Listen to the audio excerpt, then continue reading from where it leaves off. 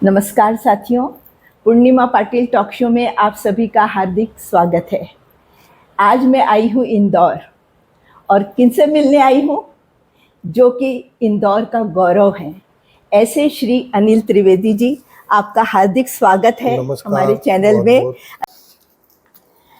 श्री अनिल त्रिवेदी जी बहुमुखी प्रतिभा के धनी एक ऐसा व्यक्तित्व है जो वकील भी हैं, लेखक भी हैं, आर्टिस्ट भी हैं, फोटोग्राफर भी हैं और वे गांधी और विनोबा जी के विचारों से प्रेरित एक ऐसी जीवन शैली जी रहे हैं जिसमें बहुत ही जन कल्याणकारी, जनहित के लिए जो चिंतन है, जो विचार हैं, उनके जो आलेख हैं वो हजारों से ज़्यादा उनके आलेख हैं जो बिल्कुल पढ़ने लायक हैं, समझने लायक हैं, चिंतन करने लायक हैं और अनुकरणीय हैं। ऐसे श्री अनिल त्रिवेदी जी जब वकीली भी करते हैं तो वो जनहित के लिए ही अपनी आवाज़ उठाते हैं। इसलिए कहा भी जाता है उनके लिए कि वो तो ऐसे वकील हैं जो जन की आवाज़ हैं। इसके साथ ही आदिवासियों के लिए भी वे बहुत कार्य करते हैं। उनके कंधे से कंधा मिलाकर वो चलते हैं और जितना भी बन पड़ता है उनके हित के लिए वे कार्य करते हैं। मैं जय जगत जी, जय जगत। तो मैं आपसे पूछना चाहूँगी कि आप खादी को क्या कहना चाहेंगे, क्योंकि आप तो स्कूल से ही खादी पहनते आ रहे हैं, तो ऐसा क्या हुआ कि आपको खादी ही पहनना अच्छा लगा? नहीं, स्कूल से नहीं, हमारा जन्म ही खादी में हुआ। अच्छा, जन्म से। अच्छा। मेरे दृष्टि में जी, भारत के संदर्भ में खादी जी, आजादी का बाना है। राष्ट्रपिता महात्मा गांधी ने ये मानव की ये जो कला है सूत कातने की और वस्त्र बुनने की, जी जी, इसको हमारे स्वाधीनता आंदोलन का एक बड़ा कार्यक्रम बनाया। और जो मनुष्य की शक्ति से चलने वाला यंत्र चरखा है, जी है, उसको उस कालखंड के स्वरूप में जी उन्होंने आजादी के कार्यक्रम के रूप में जी खड़ा किया। अच्छा। गांधी और विनोबा दोनों खादी को लेके, कातने को लेके, कातो समझ बूझ के कातो। अच्छा। ये जो समझ बूझ दो शब्द हैं, केवल कातने के संदर्भ में ही नहीं, जीवन के संदर्भ में भी। अच्छा। जीवन तो हम सबको मिलता है, बिल्कुल, है ना, हम सबको जीवन मिला है इस जगत में। जी जी। और उस जीवन को समझ बूझ के जीना, हाँ हाँ, ये हमारी अंतर यात्रा से स्थापित होता है कि हम कैसे जी रहे हैं। जी जी जी, है ना। जी। महात्मा गांधी ने जो भारत की या दुनिया की मनुष्य की जो प्राचीन कला है कताई की और बुनाई की, जी, उसको कैसे इस देश की आजादी का एक मंत्र बना दिया। अच्छा। मेरे माता पिता काशीनाथ जी त्रिवेदी, जी जी जी, और कलावती त्रिवेदी, ये दोनों को हम प्रणाम करते हैं, क्योंकि इन्होंने जिस तरह का जीवन जिया वही पारिवारिक पृष्ठभूमि को लेकर आप बड़े हुए, और जो आगे चलकर आपने भी जो इस सारी चीज़ों को अपनाया, तो उसके लिए तो हम आपका अभिनंदन करते हैं। देखिए, ये हमारा सौभाग्य है कि हमारे माता पिता जी समझ बूझ के बहुत छोटी उम्र में बापू के पास साबरमती आश्रम आजादी की लड़ाई में हाँ हाँ गए जी, और वहाँ लंबे समय रहे। बापू का सानिध्य मिला, राष्ट्रमाता कस्तूरबा का सानिध्य मिला जी। और गांधी जी ने पिताजी की जो संस्कृत, हिंदी, अंग्रेजी और आजादी को लेके जो समझ थी और पकड़ थी जी, उसके कारण नौजवान काशीनाथ त्रिवेदी को उन्होंने दो काम सौंपे। अच्छा। पहला काम, उनका जो अखबार था हिंदी नवजीवन, उसका सह संपादक बना। अच्छा। दूसरा, साबरमती आश्रम में जो अहिंदी भाषी स्वाधीनता संग्राम के साथी थे, उनको हिंदी शिक्षण का काम अच्छा, पिताजी को, ओके, है ना। हाँ हाँ तो ये बापू की पकड़ थी हाँ, कि वो अपने पास आने वाले व्यक्ति की क्षमता और प्रतिभा को पहचान अच्छे लेते थे पहचानते थे जी, और कसौटी पे और उसके अनुसार काम भी देते थे। हाँ, हमारी माँ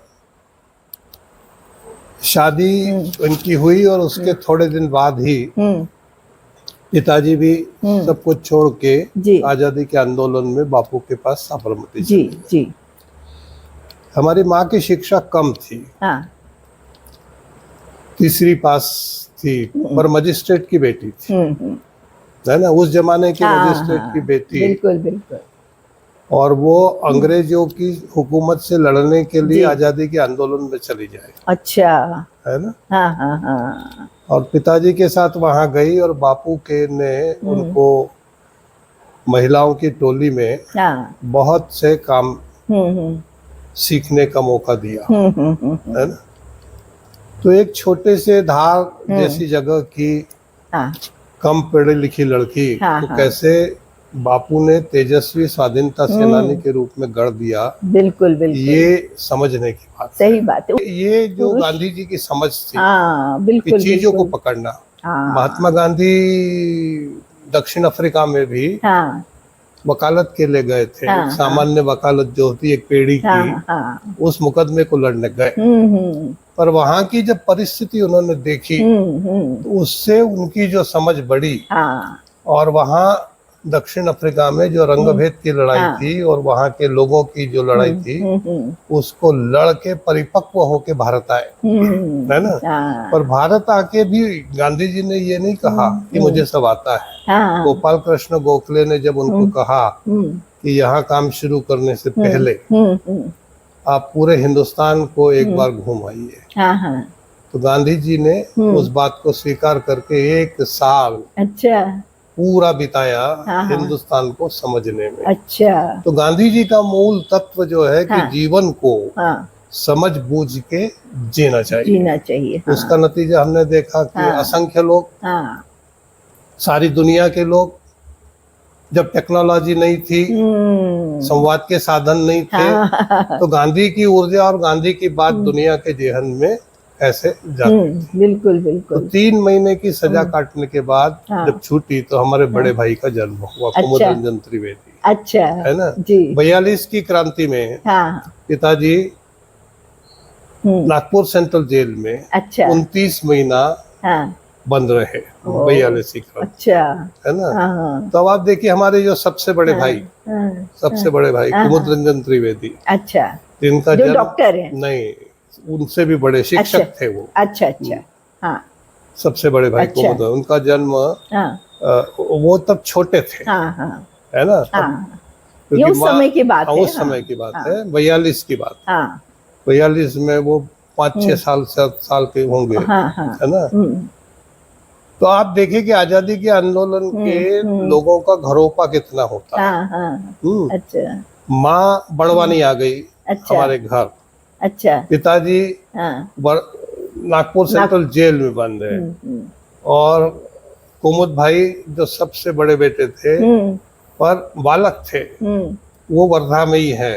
तो आशा देवी आर्य रायकम जी, दोनों पति पत्नी, अच्छा। और दूसरे जो स्वाधीनता आंदोलन के आश्रम के कार्यकर्ता थे, उनके घर में 29 महीने तक रह के अच्छा, वो अकेला बालक बड़ा हुआ। ओहो, 5-6 साल का बच्चा, हाँ, 5 साल ओहो, अच्छा, तो ये उस कालखंड का हाँ, एक पैमाना सच में, है कि बिल्कुल, कितना घरोपा था।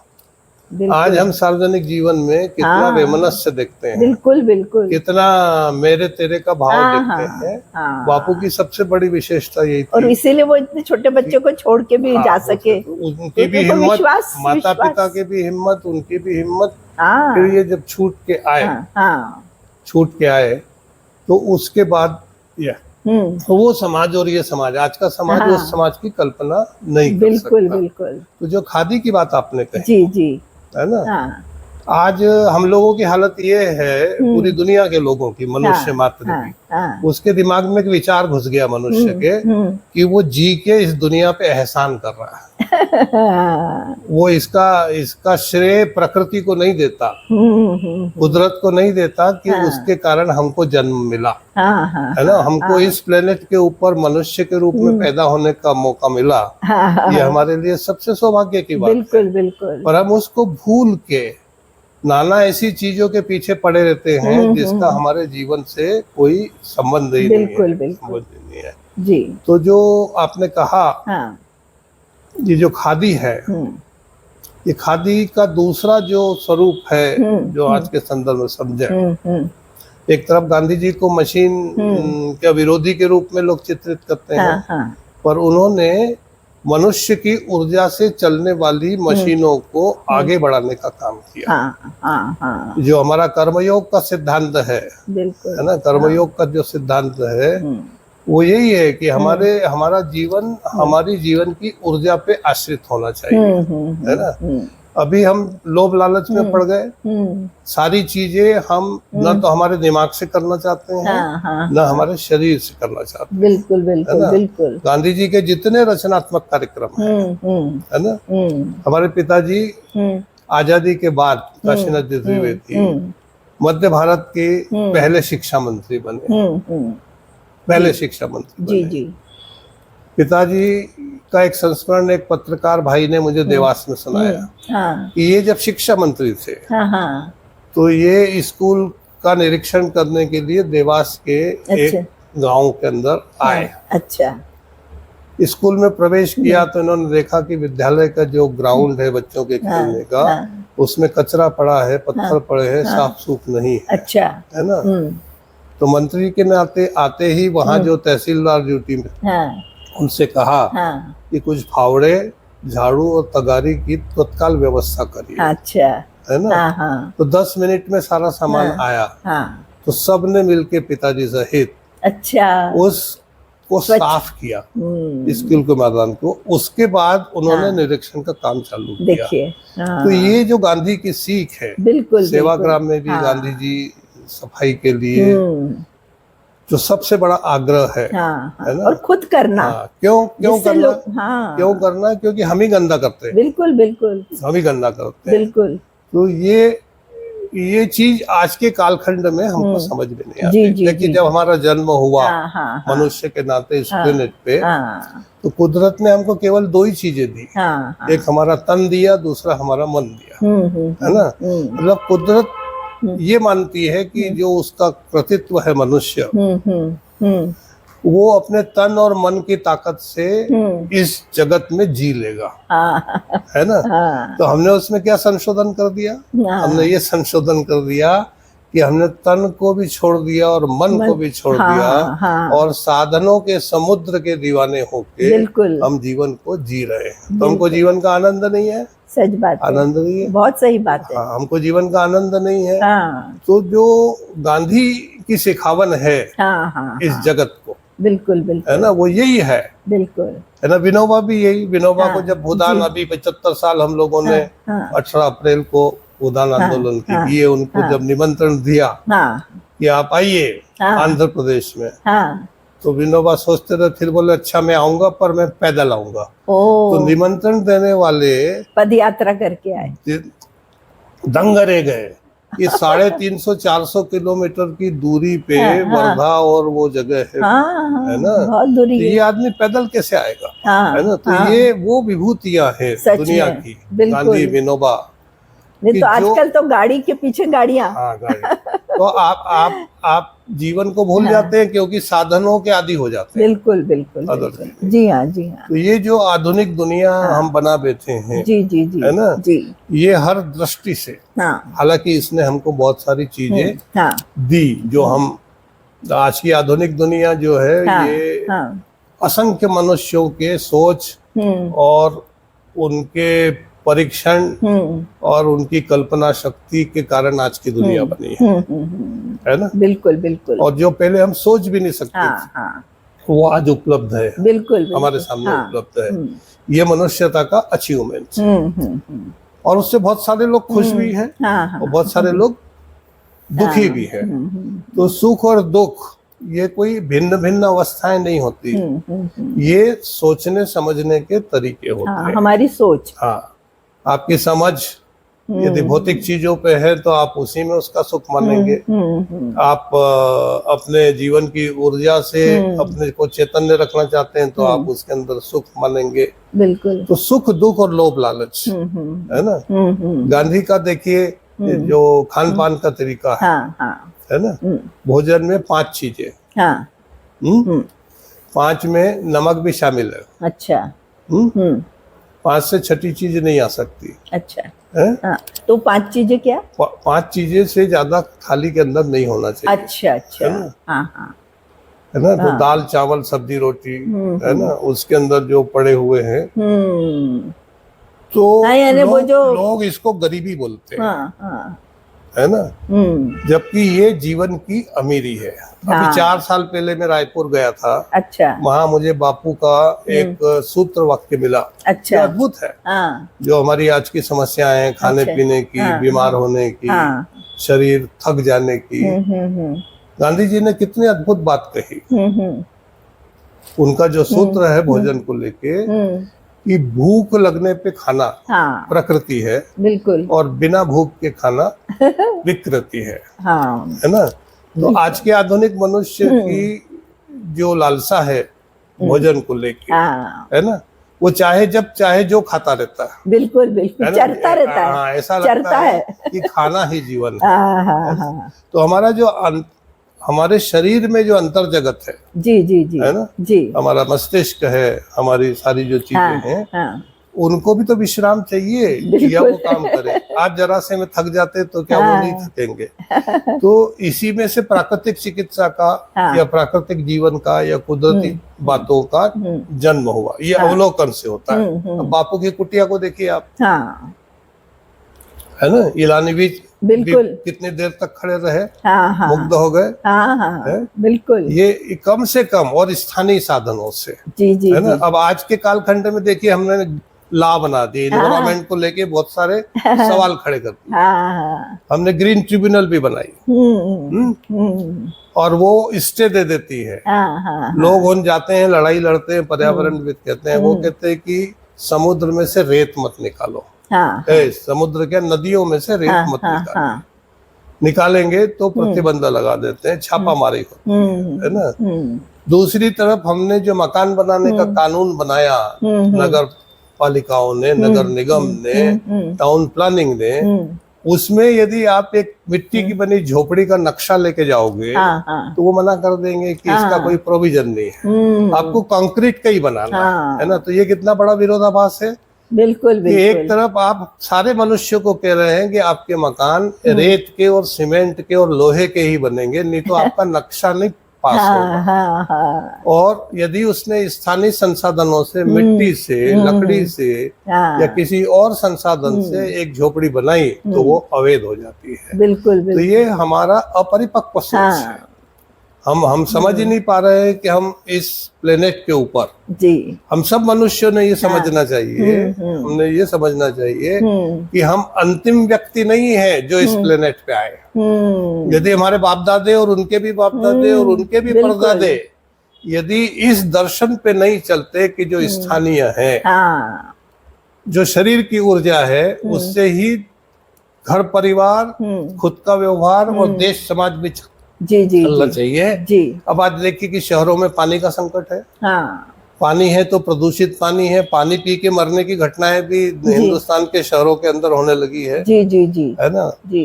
खाना खा के भी बीमार पड़ रहे हैं, है ना। बिल्कुल, बिल्कुल। और बात करते करते लड़ रहे हैं, है ना। जो बात से ज्यादा हमारे जो उपनिषद हैं, है ना, ये संवाद से ही है। बिल्कुल। दो लोगों ने बैठ के बातचीत की, एक से दूसरे को ज्ञान को ट्रांसफर किया।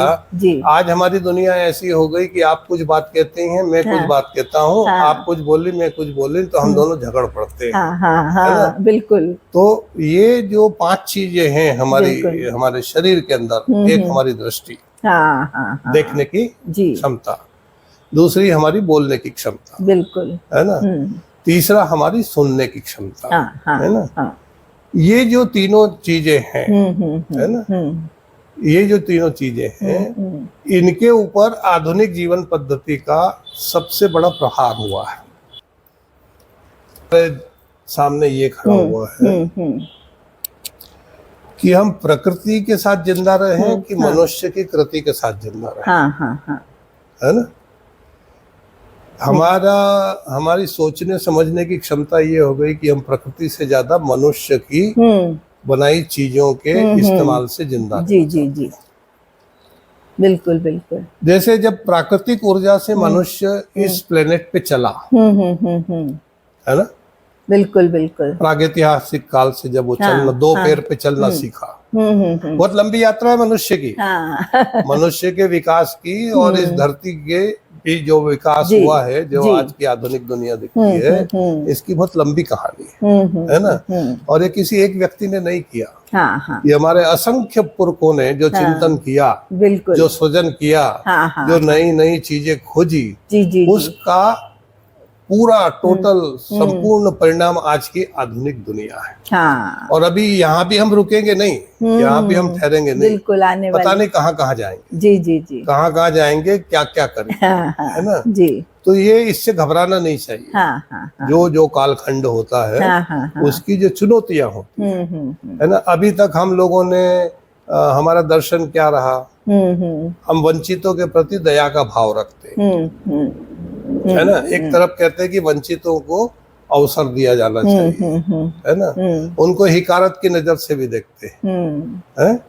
जैसे आदिवासी समाज की आपने बात की, मेरे जीवन का बहुत लंबा हिस्सा आदिवासी समाज के साथ में काम करते हुए गया, लंबे समय से, 40-50 साल से मैं आदिवासी लोगों के साथ, मामा बालेश्वर दयाल के कारण, गांधी दर्शन के कारण, और आदिवासी समाज से जो संबंध बने, जी जी जी, उनके संघर्षों में उनके साथ खड़ा होके जो समझ बनी, जी, हम उनको पिछड़ा कहते हैं। मैं आदिवासी समाज को अपना गुरु कहता हूँ, गुरु मानता हूँ।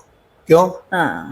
जिस गांधी की बात आप करते हो, जिस महावीर पुनः ने, ये जो आदिवासी समाज है, इसको मैंने अपना गुरु क्यों माना, क्योंकि इनकी जीवन पद्धति में मुझे गांधी और महावीर दोनों का दर्शन दिखाई देता है, और एकदम प्रकृति के करीब। कैसे?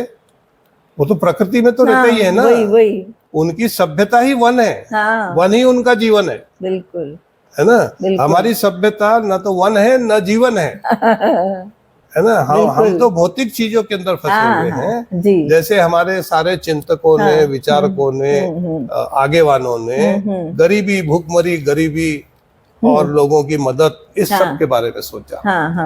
पर आके आज के 21वीं सदी के कालखंड में हमारे पास सब चीजें इतनी ज्यादा हो गई, बहुतायत में हो गई, धन भी बहुत है, मकान भी बहुत है, कपड़े भी बहुत है ना, समय भी बहुत है, और परेशान हो रहे हैं कि समय नहीं कटता, क्या करें, क्योंकि आपने इस शरीर से और इस मन से जो काम करना चाहिए वो काम करना आपने छोड़ दिए, भूल गए।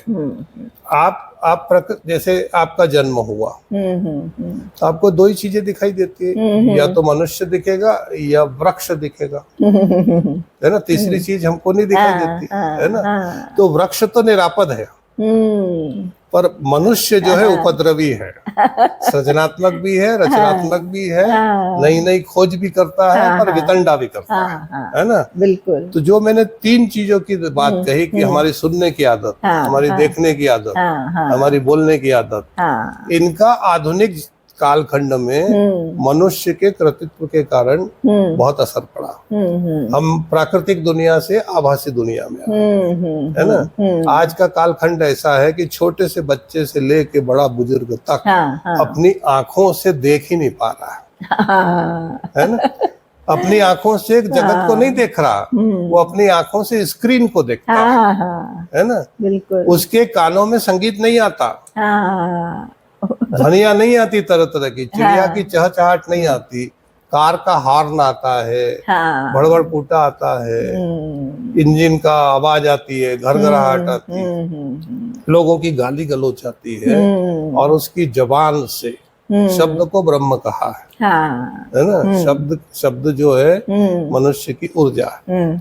हम बहुत लंबे समय बाद बोलना सीखे हाँ, और हमारी सृजनात्मक देखो मनुष्य को हम कंडेम करते हैं, पर मनुष्य का जो पुरुषार्थ है वो अद्भुत है।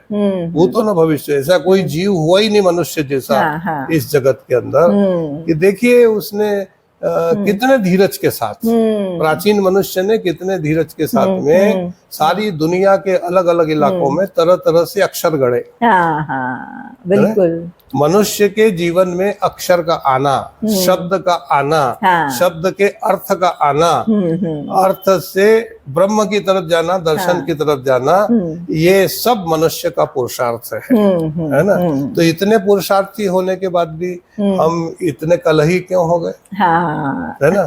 हम हमारे मनुष्य के पुरुषार्थों को नकार क्यों रहे, हम ऐसी वाणी क्यों बोल रहे हैं हाँ, हाँ, कि जो हमको तेजस्वी बनाने के बजाय कलही बनाती है ना। बिल्कुल, आज मशीन आ गई, हाँ, हर काम की मशीन, हाँ, हर चीज की मशीन। बिल्कुल, बिल्कुल। हालत तो यहाँ तक हो गई, देखिए हाँ, जब पाषाण युग में कागज का भी आविष्कार नहीं हुआ था, कलम का भी आविष्कार नहीं हुआ जी, था, जी, जी, तो मनुष्य ने अपनी बुद्धि से इस जगत में पत्थरों को लेके क्या क्या रचा है। हाँ, अजंता एलोरा को देख लो, बिल्कुल, बिल्कुल। हाँ, हिंदुस्तान में तो भरा पड़ा है, हाँ, दुनिया हाँ, के कई इलाकों में भरा बिल्कुल, पड़ा है। बिल्कुल। क्या है, एक हथौड़ा और एक छेनी और हमारी दृष्टि और हमारा कॉन्सेंट्रेशन, हाँ, हाँ, है ना। हाँ, ये 3-4 चीजों के समन्वय से हाँ, दुनिया को चमत्कृत करने वाली चीजें मनुष्य ने इस धरती के ऊपर पैदा कर दी। भौतिक चीजें हैं वो, बिल्कुल, है ना। बिल्कुल, बिल्कुल। तो मनुष्य की जो ताकत है वो भौतिकता की भी है और वो आध्यात्मिकता की भी है ना। वो निराकार भी है और वो साकार भी है।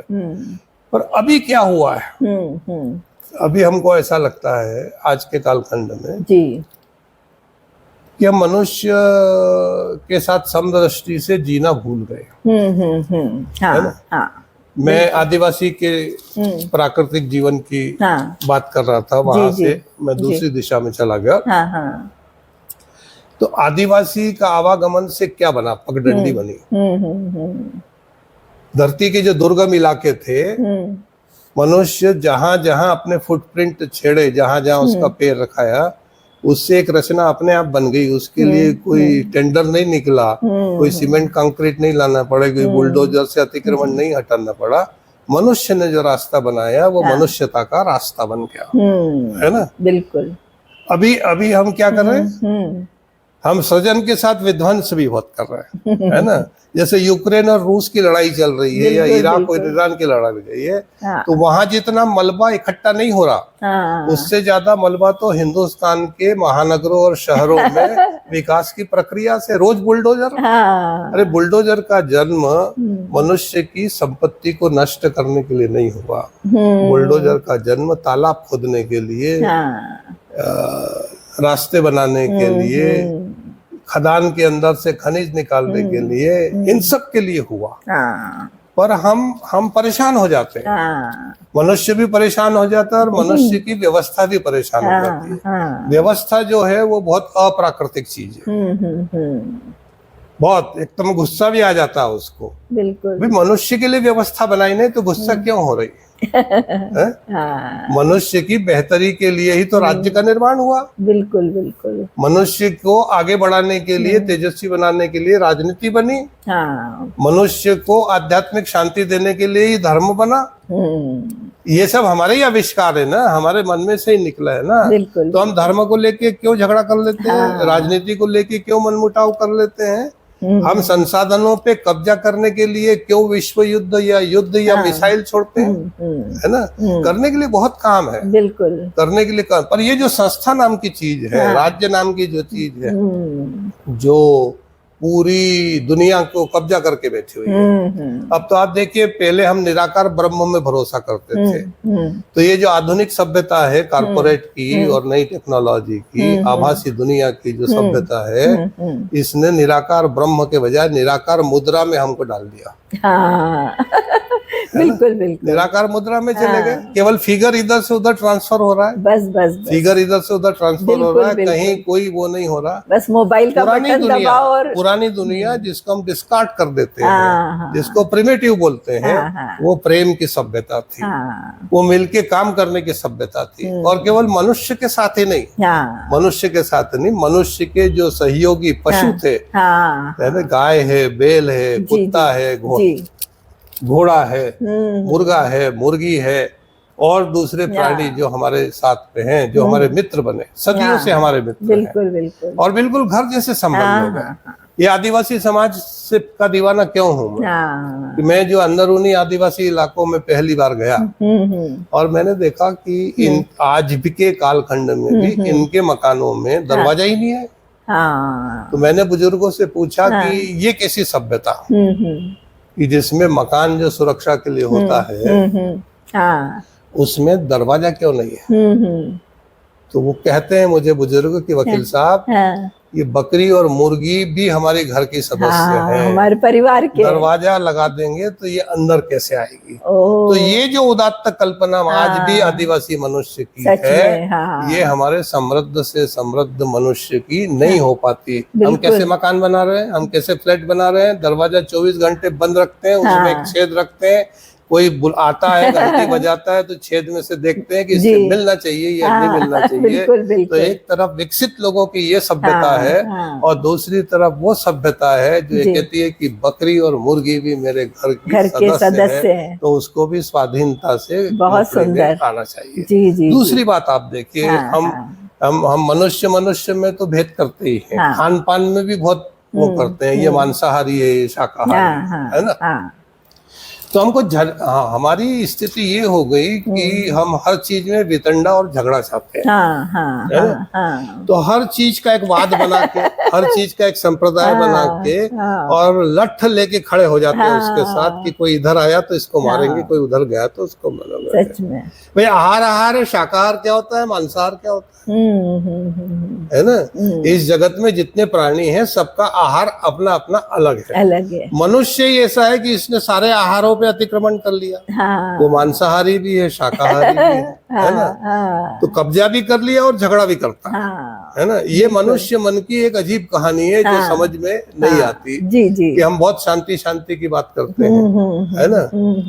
फिर अहिंसा की बात यदि गांधी करते हैं या महावीर करते हैं तो वो बोले संतों की बात है, ये मनुष्यों की बात नहीं है ना। बिल्कुल। तो शांति और अहिंसा मन की स्थिति है, प्राकृतिक स्थिति है ना, उसको हमको समझना चाहिए। बिल्कुल। तो ये जो आदिवासी समाज है इसका दूसरा दर्शन देखिए आप, है ना।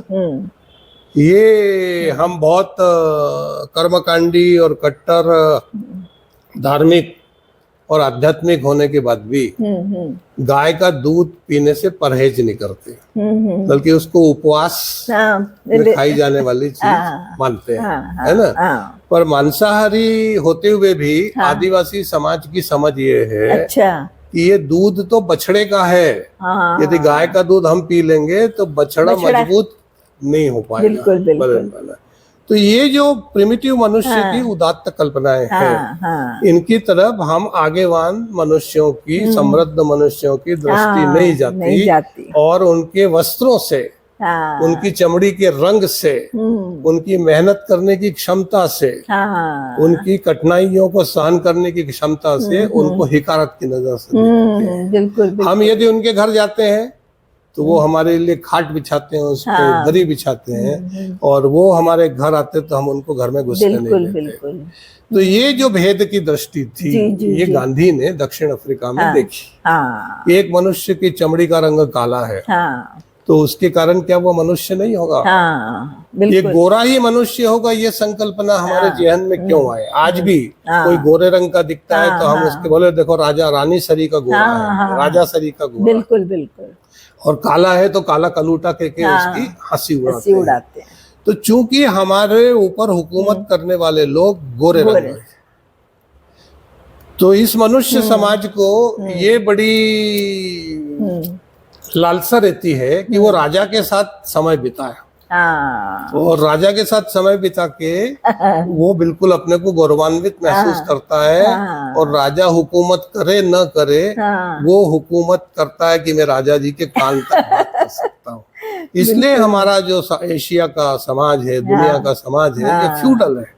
हाँ यहाँ पे 75 साल की 80 साल की डेमोक्रेसी होने के बावजूद भी, है ना, हम पुलिस वाले से डरते हैं, हम निर्वाचित जनप्रतिनिधि से डरते हैं, हम मिनिस्टर से डरते हैं। वहाँ ऐसा मिनिस्टर नहीं आता काशीनाथ त्रिवेदी सरी का कि निरीक्षण करने के लिए आया तो बोले खुद ही झाड़ू लगाई, सफाई करी, झाड़ू लगाइए। ये तो गांधी, विनोबा और प्रकृति ने, प्रकृति का जो दर्शन है वो गांधी का दर्शन, सेवक नहीं, ये प्रकृति से एकाकार लोग, इनका सारा दर्शन वहीं से मिलता है। जो जितना प्रकृति से दूर होगा वो विकृतियों के करीब होगा, है ना। आज आप मैंने को एक जीवन में मुझे बहुत सारी विभूतियों से मिलने का मौका मिला, है ना। एक बार मैं जब कॉलेज में पढ़ता था, एमए में, मैं साहित्य मंत्री था, तो ख्वाजा अहमद अब्बास आए थे। अच्छा, हाँ, है ना। तो उन्होंने एक किस्सा सुनाया था रूस का। जी जी जी जी। उस जमाने में रूस की बड़ी चर्चा थी। रूस को आइडियल के रूप में देखते थे, क्योंकि क्रांति हुई थी, नया देश बना था, बहुत सारे देश इकट्ठे होकर सोवियत यूनियन बनी थी, ये सारी चीजें हुई थी। तो उन्होंने ये कहा कि ये जो मैं एक छोटे से कस्बे के अंदर गया, तो वहाँ एक लाइब्रेरी देखने के लिए गया। अच्छा। तो लाइब्रेरी में क्या प्रथा थी कि यदि कोई किताब इशू होती है तो उसकी जगह एक लकड़ी का गुटका रख दिया जाता किताब की साइज का ही। अच्छा। जिससे किताबें टेढ़ी ना हो, है ना। हाँ। तो मैं वो छोटे से कस्बे में लाइब्रेरी विजिट करने गया, तो अलमारी में एक भी किताब नहीं थी, सब लकड़ी के गुटके थे। हाँ, अच्छा, है ना। सभी तो मनुष्य की जो अध्ययन की भूख थी, है ना, वो अब ऊख में क्यों बदल गई। मनुष्य जो जब आपके पास में नहीं था कुछ, तो आप ताड़पत्र पे लिखते थे, भोजपत्र पे लिखते थे, बरू से आपने कलम बना के उससे ज्ञान का सृजन किया। और अब आधुनिक काल में न आपके पास पेन है और न मैं हाईकोर्ट का वकील हूँ, मेरे पास पेन है, हम सब टिप्स पे उंगलियों पे डेटा ट्रांसफर करने का काम करते हैं, है ना। तो ये जो निराकार ब्रह्म की दुनिया हमको आभासी दुनिया ले गई, है ना। इसपे मैं ये नहीं कहता कि कोई बुरी चीज है, इसने मनुष्य को नए डायमेंशन दिए। कभी कभी तो सोचते सोचते मुझे ये भी लगता है कि हमारे वैज्ञानिकों ने, अंतरिक्ष में अनुसंधान करने वाले लोगों ने, टेक्नोलॉजी को विकसित करने वाले लोगों ने दूसरी दुनिया के साथ संपर्क के लिए इन सारे दर्शन को खोजा। जो इंफॉर्मेशन टेक्नोलॉजी है, जो कंप्यूटर का सारा संसार है, जो वेव्स के थ्रू हम अंतरिक्ष के अंदर चंद्रमा पे भी और मंगल पे भी यान भेजने में सफल हुए, ये जो हमारी खोज और यात्रा है ना, ये केवल वेव से हुआ, तरंगों से हुआ। बिल्कुल, बिल्कुल। क्योंकि मनुष्य ने देखा कि प्रकाश भी तरंग से आ रहा है, हवा भी तरंग से आ रही है, जीवन भी तरंग से आ रहा है, पानी भी तरंग से आ रहा है। बिल्कुल। तो तरंग के ऊपर जो दर्शन विकसित हुआ, उसका स्थूल चीज है इंफॉर्मेशन टेक्नोलॉजी, आज की आधुनिक दुनिया, जिसके हम सब दीवाने हो गए, दीवाने हो गए। और दिन भर झगड़ा करते रहते हैं और बोलते रहते हैं कि ये निषेध, क्योंकि निषेध करने की आदत मनुष्य में बहुत ज्यादा हो गई। उसको खुद सब कुछ करने को चाहिए, खुद के लिए स्वाधीनता चाहिए, और स्वाधीन से स्वाधीन चिंतक मनन करने वाले आदमी को भी दूसरे का छोटा सा शोर भी नहीं चाहिए। ये हमारी आज की जिंदगी का सबसे बड़ा सहनशीलता खत्म हो गई है। सहनशीलता। तो उसका कारण है ना, ये हमारे व्यक्तित्व में जो दो चीजें हैं, मन और शरीर, है ना, उनकी गति दुर्गति में बदल गई। क्यों छोटी उम्र का मनुष्य चल नहीं पा रहा, है ना। विनोबा कहता है कि मैं 400 किलोमीटर चल के आऊंगा, है, और पक्की उम्र में 70 साल के तो थे, 65 साल के तो थे, है ना। आज तो नौजवान को भी चलने में डिप्रेशन होता है। आजकल तो जहाँ देखो लिफ्ट में ही जाने को देखते हैं। तो उसका कारण है ना कि देखिए, जैसे भोजन के साथ हुआ, कि होटल हो गया, हाँ। और अभी तो आप ऑनलाइन खाना बुला सकते हैं। हाँ, हाँ, तो पकाने का झंझट खत्म। बिल्कुल। वरना इसके लिए कोई मनुष्य को रंजन नहीं कि मुझे खाना पकाना नहीं आता, हाँ, है ना। बिल्कुल। पर खाना पकाना मनुष्य का आविष्कार है ना। 3 हाँ। पत्थर ढूंढे, आग लगाई, लकड़ियां लाई, आग हाँ, लगाई, खाना यस, पकाया, ठाट से हाँ, खाया, वहीं है ना? से तो शुरुआत हुई है ना। तो सभ्यता उसको की। आनंद की अनुभूति हुई, हाँ, है ना। हाँ, और यहाँ काल बेल बजी, हाँ। ऑर्डर दिया, उसने कहा तो आप पैसा भी नहीं ट्रांसफर कर रहे, वो भी ऑनलाइन ट्रांसफर कर हाँ, रहे बिल्कुल, हैं, बिल्कुल। और 1 मिनट में उसको भगा देते हो, और अब भगा देते हो, फिर बासी हाँ, खाना खाते हो। बिल्कुल, तो ये पर्सपेक्टिव बदले। बिल्कुल, तो बिल्कुल। मूल चीज ये है कि प्रकृति को लेके आपका पर्सपेक्टिव क्या है, हाँ, जीवन को लेके आपका पर्सपेक्टिव क्या है, दूसरे मनुष्यों को लेके, जैसे स्त्री और पुरुष। हाँ, मैं काफी लिखता रहता हूँ, हाँ, हाँ, इसलिए 50 साल से लिख रहा हूँ हाँ, मैं, हाँ, है ना। बिल्कुल। आप तो और अच्छे खासे लेखक हैं, आपकी हाँ, तो इतने आर्टिकल्स मेरे हजारों आते रहते हैं। लेख लिखे, बिल्कुल। पर ये अपने आप निकलते हैं। अलग अलग मैंने इन पे- पत्रिकाओं में छप रहे हैं, हाँ, इंटरनेशनल लेवल पे अपने छप रहे हैं। अपने ये जो विचार हाँ, है, जी, विचार कहाँ से आता है। हाँ, मनोविज्ञान का विद्यार्थी हूँ, और ये सारी चीजें, तो जी। ये प्रश्न बार बार हमारे आता है कि आखिर ये विचार आता कैसे, हाँ, है ना। हाँ, क्योंकि मस्तिष्क तो सबके पास है, हाँ, हाँ, हाँ, पर सब लोग लिख क्यों नहीं पाते। बिल्कुल। ध्वनि भी सबके पास है, तो सब लोग बोल क्यों नहीं पाते, है ना। कर्णेंद्र भी सबके पास है, तो सुन क्यों नहीं पाते, है ना। हाँ, तो ये है कि जहां जहां हम चीजों को लेके लापरवाह होते हैं, वहां वहां हमारी इंद्रियों की तेजस्विता और क्षमता में हाँ, कमी हो जाएगी। बिल्कुल। अब इतना बड़ा प्लेनेट है, कितना सुंदर है, जिसमें हिमालय भी है, रेगिस्तान भी है, घना जंगल भी है, एम्पायर स्टेट बिल्डिंग भी है, स्टेच्यू ऑफ लिबर्टी है, सरदार पटेल की मूर्ति भी बहुत बड़ी हमने बना ली, गुजरात में, है ना।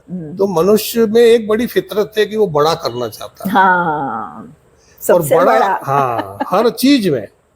लेखक भी होगा तो बोले मैं एक महाकाव्य लिखना चाहता हूँ, हाँ, है ना। उसको छोटे से आनंद देने हैं। हाँ, पर प्रकृति जो है वो सूक्ष्मता में जाती है।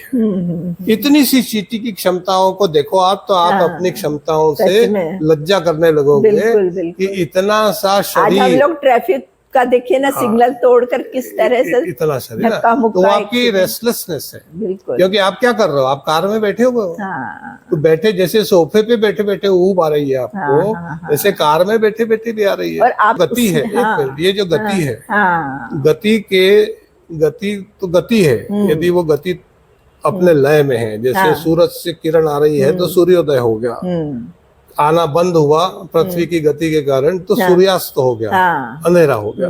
ये हर क्षण घटता रहता है, हर क्षण घटता रहता है, और इसका हमारे मन और शरीर पर भी बहुत ज्यादा असर पड़ता है। प्रातः काल हम चैतन्य क्यों होते हैं, शाम होते होते हम उदास क्यों हो जाते हैं, डल क्यों हो जाते हैं। ये प्रकृति का नियम है, ऐसा आभास हमको होता है। पर चैतन्य होते हुए भी हम अस्त व्यस्त जो हो जाते हैं, है ना, अस्त व्यस्त जो हो जाते हैं, हम हिंसक जो हो जाते हैं। इसका मतलब ये है कि हम लोगों को अपनी इंद्रियों के ऊपर कंट्रोल नहीं रहा। इसीलिए गुलाब जामुन देख के लालच आ जाता है। अब ब्याह शादी में देखिए, बड़े बड़े रिसेप्शन में देखिए, वहां कोई भूखे नंगे लोग नहीं जाते।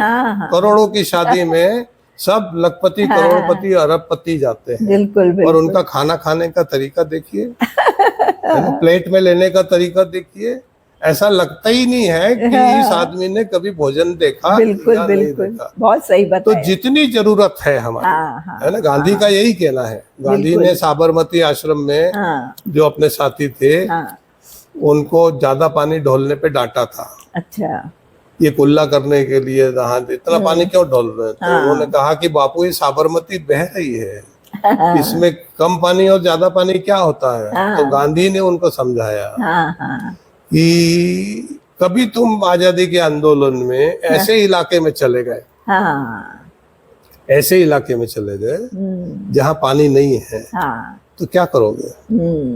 तो अपने जीवन को इतना चैतन्य रखना चाहिए, ये बापू की सिखावन है कि कम से कम में भी हम पूरी क्षमता से हमारे शरीर की क्षमताओं का दोहन कर सके, घबराए नहीं। आज की सभ्यता इतनी जल्दी क्यों घबराती है? क्योंकि हर चीज की बहुतायत है। जैसे सड़क है, आधुनिकतम सड़क है ना, सब उसके अंदर लगा रखा है, आपने दी बेस्ट बनाया है, बहुत खर्चा किया, पर वो अब खत्म हो गई, अपनी मौत मर गई, क्योंकि सड़क की क्षमता से ज्यादा कार को आपकी सभ्यता ने जन्म दे दिया।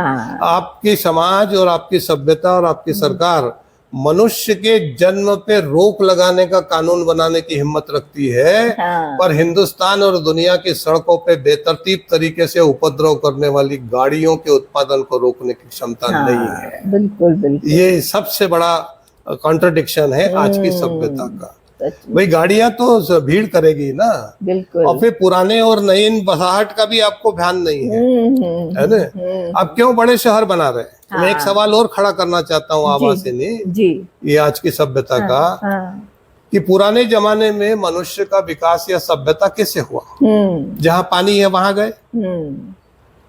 हिंदुस्तान हो चाहे दुनिया का कोई भी सभ्यता का उदय हो, पानी के किनारे हो, है ना। और जब सभ्यता की अति हो गई तो शहर मर गए, नदी मर गई, कालू कलोटी हो गई, यमुना प्रदूषित है, गंगा प्रदूषित है, हुगली नर्मदा प्रदूषित है, पानी जहरीला हो गया। आप इंदौर में प्राणायाम भी करोगे तो आपके फेफड़े खराब हो जाएंगे, क्योंकि यहाँ पे 25 लाख कार हो गई, आदमी से ज्यादा कार हो गई। तो इसका संयम कौन करेगा? खाने का परहेज तो कर लोगे, पर ये जो साधनों का समुद्र अपने जीवन में आप ला रहे हो, ये फ्यूटाइल एक्सरसाइज है। हम हाड़ तोड़ मेहनत करके कुछ तनख्वाह पाते हैं, थोड़ा पैसा मिलता है, वो क्या डीजल पेट्रोल में जलाने में है, सीमेंट का मकान बनाने में है। ये सभ्यता लाखों का पैकेज देती है, तो हमारे सारे नौजवान साथी उसको उधार के इकोनॉमिक्स में कन्वर्ट कर देते हैं। छोटी उम्र में मकान खरीद लेंगे, उनकी किस्त तो चालू हो जाएगी, किसी में दम नहीं है। तो मैं सवाल उठाना चाहता हूँ पूरी मनुष्यता से कि भाई बिग सिटी, जब आपके पास आईटी नहीं थी, दुनिया में ये पहली बार हो रहा है, दुनिया में पहली बार हो रहा है कि एक एक इंच जगह कनेक्टेड है। आज कोई ये शिकायत नहीं कर सकता कि हम अंदरूनी अविकसित इलाके में पैदा हो गए तो हम आगे नहीं बढ़ पाए, पढ़ नहीं पाए। निरक्षर में भी पुनर्जागरण हुआ है आईटी के कारण। खेत मजूरी करने वाली, हंसिया चलाने वाली, काम में झाड़ू पोछा करने वाली भी आईटी का इस्तेमाल कर रही है। उसको पढ़ते नहीं आता, उसको लिखते नहीं आता, और टेक्नोलॉजी का उपयोग वो कर रही है। तो ये नया पुनर्जागरण हुआ। पहले विद्वान बनने के लिए आपको अक्षर ज्ञान होना चाहिए था, अब विजुअल है, अब उससे आप कुछ भी सीख सकते हो। ये जो परिवर्तन हमारे मनुष्य समाज में हुए हैं, इनके साथ हम कैसे जिंदा रहें, ये आधुनिक मनुष्य की कहानी है। फिर दूसरा ये कि यदि आप ही विचलित रहोगे,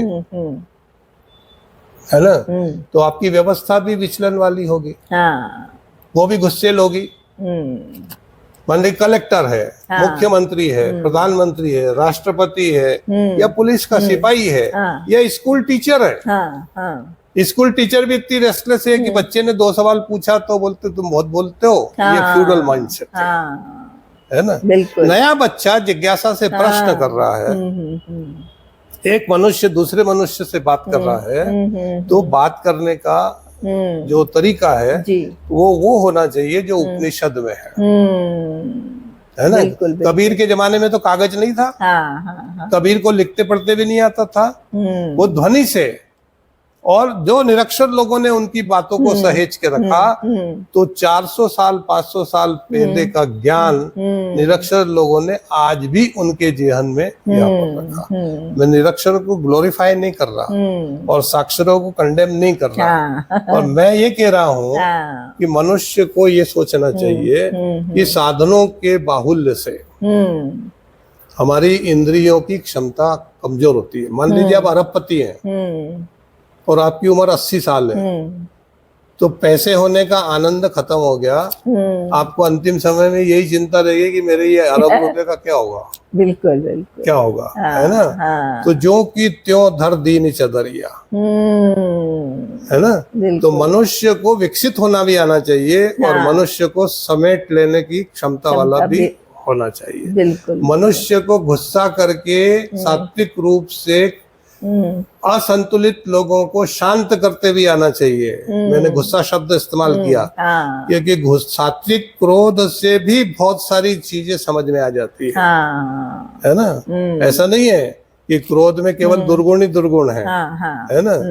ये कांटे जो सांप है, सांप से आप क्यों डरते हो? सारे सांप तो जहरीले नहीं है, क्योंकि वो फुफकारता है। हाँ, उसकी फुफकारता ने आपके दिमाग में परसेप्शन कर रखा है कि सीधा साधा आदमी नहीं है ना। बिल्कुल। तो ये भी जो घरों में होता है कि माँ, बच्चा जो छोटा रहता है वो ये कहता है कि मैं देर से जाऊंगा तो माँ डांटेगी। हाँ, तो ये जो क्रोध का सात्विक भय है, हाँ, हाँ, हाँ। ये भी मनुष्य के अंदर एक दूसरे के प्रति होना चाहिए। बिल्कुल। तो जीवन अनंत है। देखिए इस प्लेनेट पे जीवन विकसित हुआ। मैं बार बार कहता हूँ अपने संदर्भ में भी, लोगों के संदर्भ में भी, कि हम बहुत सौभाग्यशाली हैं। ये रात्रि को जब हम आकाश में देखते हैं तो असंख्य तारे दिखाई देते हैं, पर आज तक किसी तारे से कोई संदेश नहीं आया। हम मान के चलते हैं कि जैसी ये दुनिया है वैसी अंतरिक्ष में और भी दुनियाएं होंगी, पर फर्स्ट हैंड इंफॉर्मेशन हमारे पास में नहीं है कि हुआ। कहीं कहीं कुछ सिग्नल्स आए हैं जिनको मानते हैं कि दूसरी सभ्यता, दूरी इतनी है, और दूरी का सत्संग भी तरंग से होता है ना। तो वो जो मैं कह रहा था कि ये जो टेक्नोलॉजी विकसित हुई तरंग की है, आज की जो धरातल पे, धरती के धरातल पे जो तरंगों से सब संचालन हो रहा है, बातचीत भी तरंग से हो रही है, बैंकिंग भी हो रहा है, स्मार्ट एजुकेशन भी हो रही है। ये जो नया तरंग से तरंगित होने का जो कालखंड इस समय विकसित हुआ है, तो ये खोजा तो अंतरिक्ष के लिए था, पर कुछ नहीं मिला। तो फिर हमारे चिंतकों ने, हमारे वैज्ञानिकों ने उसको ग्रास रूट पे कर दिया।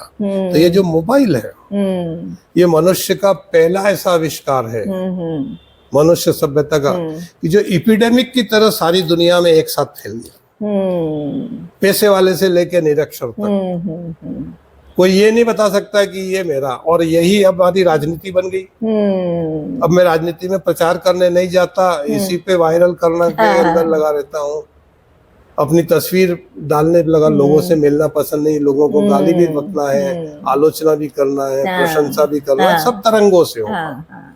तो ये जो तरंग है, इसने हमारे वास्तविक व्यक्तित्व को कमजोर करने का काम किया, जबकि सूर्य की तरंग हमको जीवन की ऊर्जा देती है, हमको देखने की दृष्टि देती है। अभी सूर्य की तरंग ना हो तो हमको कुछ दिखाई नहीं देगा, उससे हमारी इंद्रिय और मजबूत होती है। ऐसी ही हमारी जो श्रवण शक्ति है, आपने कभी लहरों को देखा?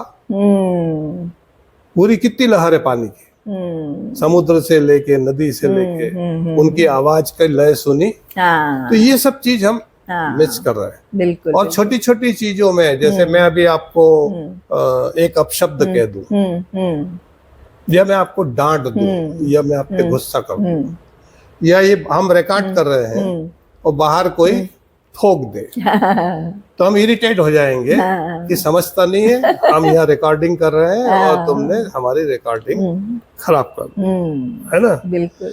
तो जब हम सिकुड़ जाते हैं तो हमको छोटी छोटी चीज का बुरा लगता है ना। आप कभी दरिया किनारे गई, समुद्र के सामने गई? समुद्र दुनिया की, इस प्लेनेट की सबसे बड़ी हलचल है।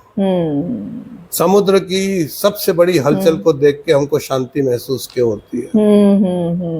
और एक आदमी ने घंटी बजा दी तो आप इरिटेट क्यों हो जाते हैं? ये जो द्वंद्व है, ये जो द्वंद्व है, ये व्यक्ति और समष्टि का, यही जीवन है। और जीवन की इस लय को यदि हम समझेंगे, हमारे पुरखों ने समझा, हमारे माता पिता ने समझा, हमारे विचारकों ने समझा, लोहिया ने समझा, गांधी ने समझा, जयप्रकाश ने समझा, है ना। जी जी जी। और आज की दिक्कत दूसरी ये उठ खड़ी हुई कि जिसको हम समझते नहीं उसको गाली बक देते हैं, हाँ है ना। तो जबान आपकी है, दिमाग आपका है, बकिए। आपको गाली बकने में आनंद है तो आपको गाली मुबारक, जी है जी ना। जी, इसीलिए बिल्कुल। गांधी ने कहा, बुद्ध ने भी ये कहा हाँ, कि कोई आपको गाली बके, विनोबा ने भी कहा, कोई आपको गाली बके और आपने उसकी गाली ले ली तो उसकी गाली सफल हो जाएगी। हाँ, उसने गाली बकी और आपने गाली नहीं ली हाँ, तो उसकी गाली असफल हो जाएगी, हाँ, बल्कि उसके मन में प्रश्न खड़ा हो। हाँ, हाँ, हाँ, तो आज के मनुष्यों ने समग्र दृष्टि से सोचना चाहिए, हाँ, प्राकृतिक दृष्टि से सोचना। बिल्कुल बिल्कुल। उनको खुद में ये समझना चाहिए कि वो खुद प्रकृति के अंश हैं, हाँ, वो जीवन के अंश हैं। जीवन जीने के लिए है, मारकाट करने के लिए नहीं हाँ, है, हाँ, लूटने के लिए नहीं है। बिल्कुल यही हमारी जीवन की धरोहर है बिल्कुल। और ये कभी खत्म नहीं होगी, क्योंकि हाँ, जीवन हमेशा रहेगा। हाँ, हम नहीं रहेंगे, आप नहीं रहेंगे, जीव आता जाता रहेगा बिल्कुल और जीवन रहेगा। बिल्कुल। तो हमको सिर्फ इतना अपने जीवन काल में करना है, जो कहा ना उन्होंने कि जो कि त्यों धर दीनी चदरिया। तो हमारे जीवन जीने के क्रम में एक भी ऐसी हरकत न हो कि इस प्लेनेट का पानी काला हो जाए, हाँ, हवा जहरीली हो जाए। आने वाले समय के लिए हमें सोचना ये हमारे पुरखों से विरासत है। यदि वो भी हमारे जैसा उपद्रवी जीवन जीते, हाँ, तो हमको ये सब मिलता ही आज नहीं। से भी बदतर मिलता। बिल्कुल बिल्कुल। तो यही जय जगत है। बिल्कुल बिल्कुल, बहुत बहुत सुंदर बात